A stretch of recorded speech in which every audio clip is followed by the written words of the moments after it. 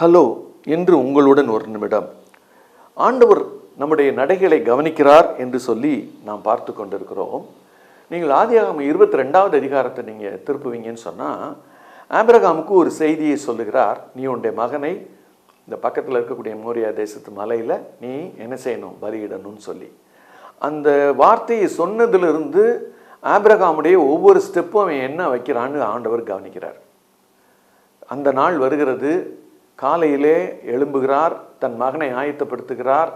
தன்னுடைய கழுதையின் மேலே விறகு கட்ட மற்ற எல்லாத்தையும் வச்சுட்டு தானும் தன்னுடைய மகனோடு சில வேலைக்காரர்களையும் கூட்டி கொண்டு அந்த மோரியா தேசத்து மலையை நோக்கி நடக்கிறார். இப்போ ஒரு நடக்கும்போது ஒவ்வொரு ஸ்டெப்பும் ஆண்டவர் கவனிக்கிறார். நம்ம சொன்ன இடம் எது, இவன் போகிற இடம் எது, அந்த இடத்த நோக்கி இவன் போகிறானான்னு அவர் பார்க்குறாரு. அப்போ பாருங்கள், நீங்களும் நானும் அவர் வழிகளில் நடக்கிறோமா இல்லையா என்பதை அவர் கவனித்து கொண்டே இருக்கிறார். அப்போ அவர் கவனிக்கும்போது நம்ம அவர் காட்டின பாதையில் நடப்பது எவ்வளோ நல்லது. அவர் காட்டின பாதையில் நடப்போமாங்க?